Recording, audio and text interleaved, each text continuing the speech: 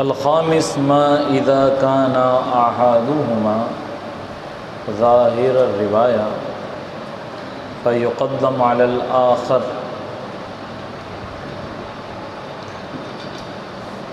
دو روایتیں جس پہ تصحیح وارد ہوئی، ان میں سے ایک ظاہر الروایہ ہو اور دوسرا غیر ظاہر الروایہ۔ تو جو ظاہر الروایہ والی تصحیح ہے وہ راجح ہوگی۔ قال فی البحر من کتاب الرضاء الفتوى اذا اختلفت كان الترجیح لظاہر الروایہ وفیہ من باب المصرف اذا اختلف التصحیح وجب الفحص عن ظاہر الروایہ والرجوع الیہا۔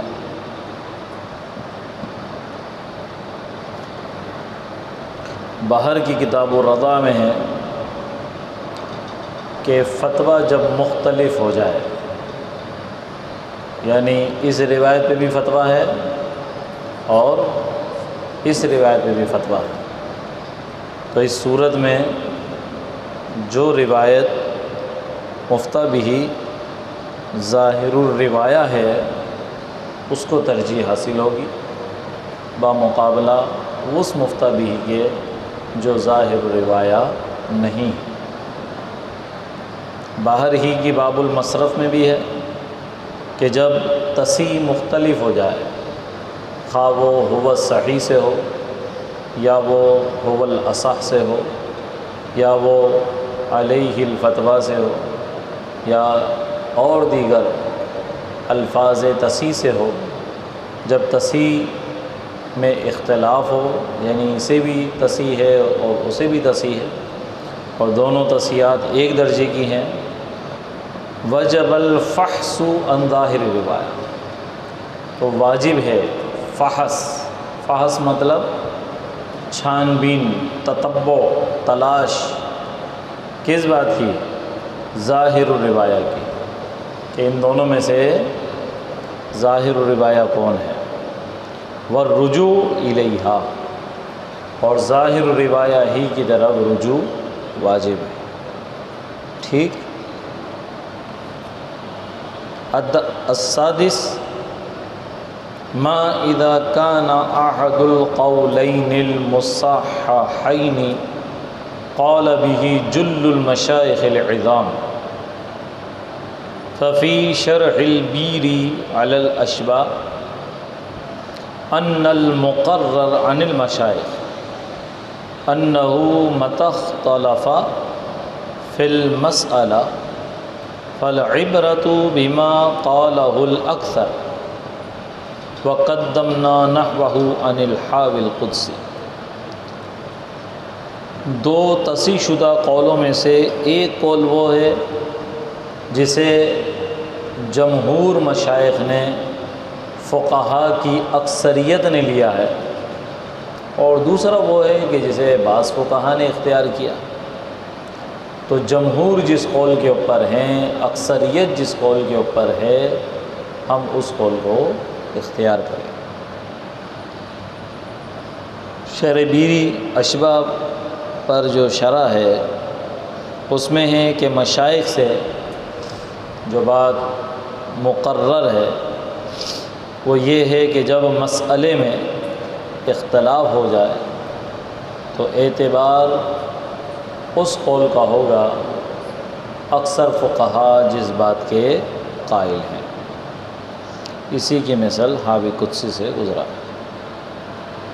السابع ما اذا كان احد الاستحسان والآخر القیاس، اور دو قول ایسے ہوں کہ جس میں ایک استحسان پر مبنی ہے اور دوسرا قیاس پر مبنی ہے، تو عام طور پر ٹھیک ہے بالعموم استحسان کو ترجیح حاصل ہوتی ہے۔ چند مسائل میں قیاس کو بھی ترجیح حاصل ہے، جیسا کہ علامہ شامی علیہ رحمہ نے ذکر کیا کسی کے حوالے سے کہ 11 مسائل ایسے تھے کہ جس میں قیاس کو ترجیح حاصل تھی، پھر صاحب بحر نے اس میں اضافہ کر کے انہیں 11 سے 22-25 تک اس کو لے کر گئے تھے۔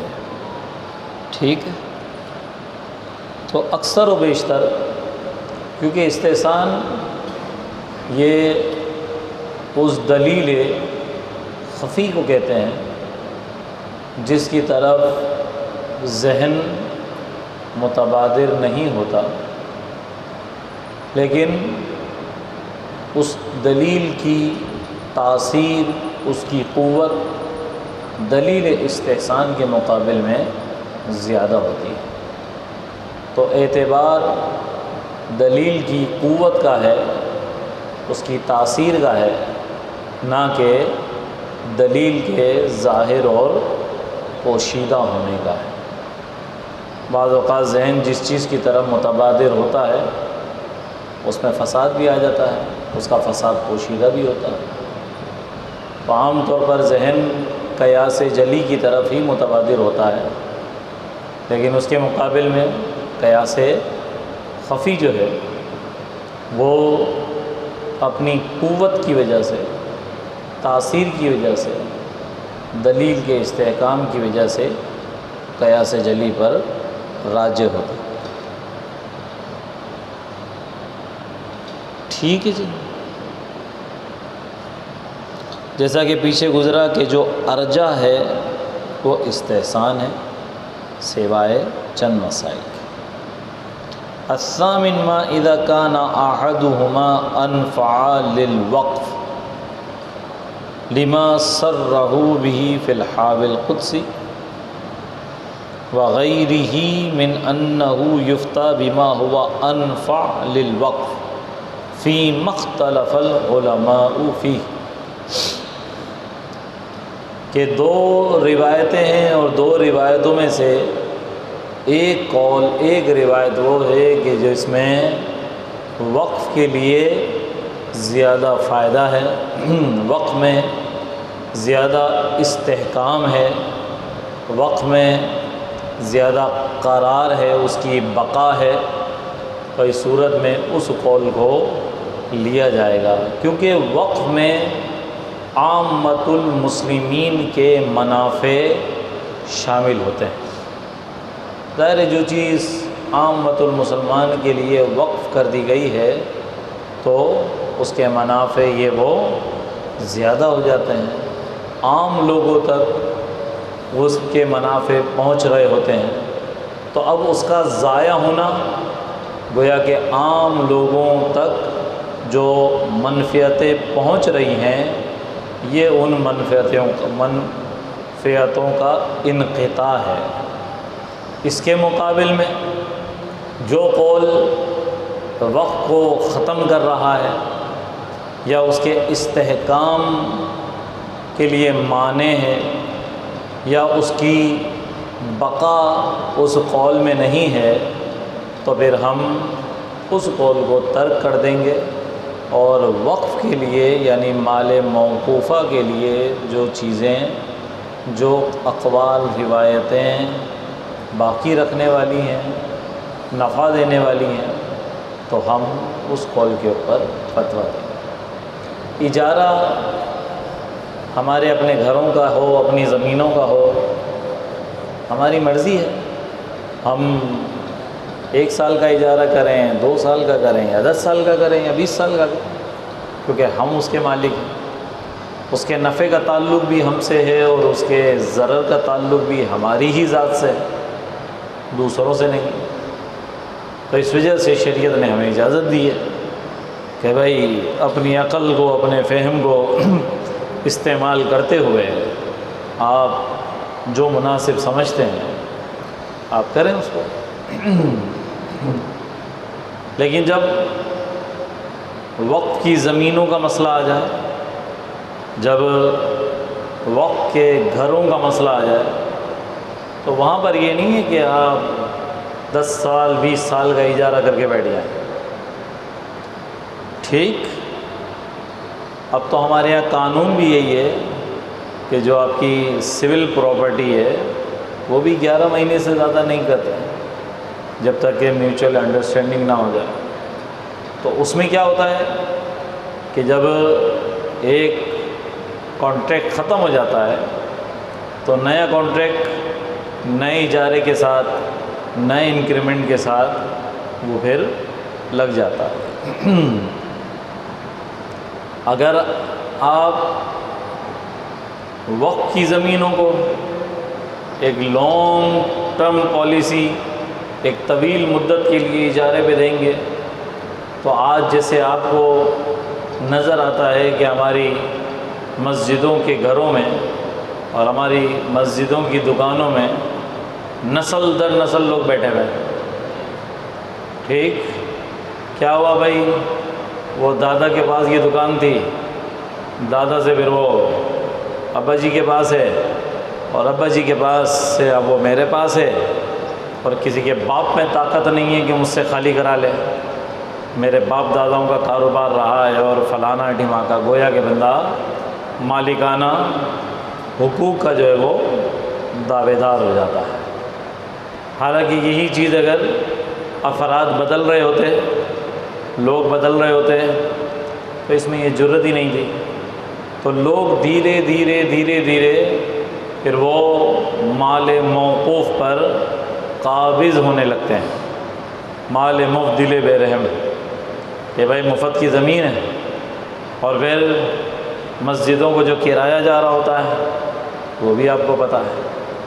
ہم نے بھی اپنے دور میں دیکھا کہ 200 250 300، اور آج بھی آپ پرانی مسجدیں اٹھا کے دیکھ لیں، یا آپ بلدیہ ٹاؤن چلے جائیں، یا ملیر کے علاقے میں چلے جائیں، یا ادھر لالو کھیت کے علاقے میں چلے جائیں، کہ جہاں بڑی بڑی مسجدیں ہیں اور ان کی دکانیں، کسی کی دکان 10 دکانیں، کسی کی 15 دکانیں ہیں، 20 25 دکانیں ہیں.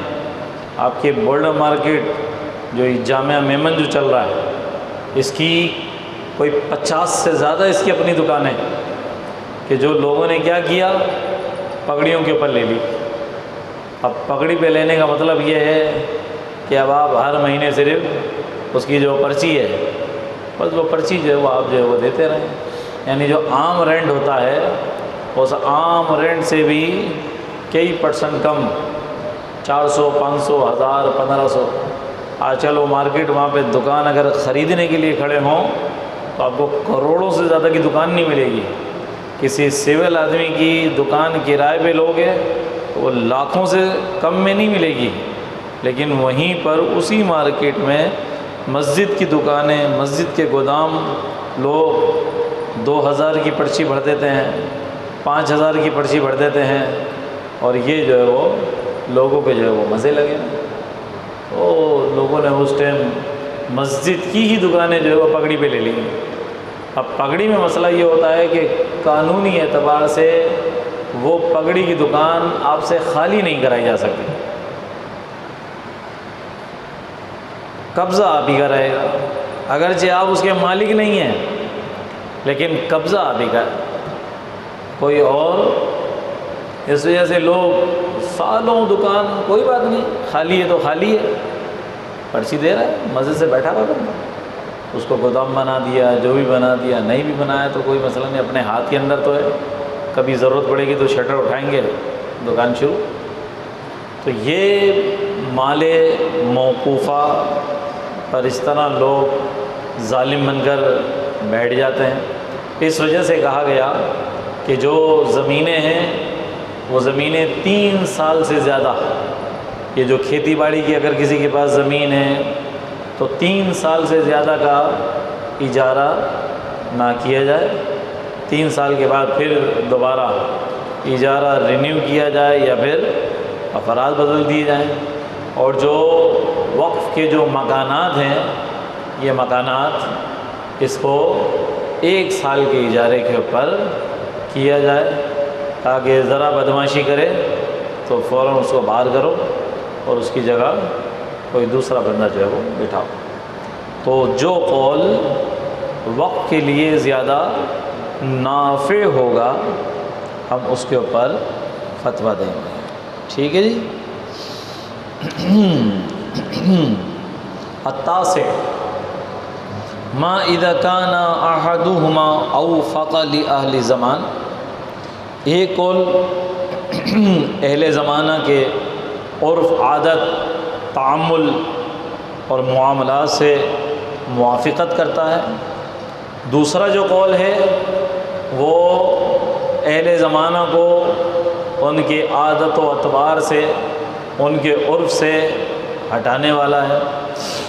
تو یہ بات ذہن میں رکھیں کہ لوگوں کو ان کی عادتوں سے ہٹانا بہت مشکل ہے.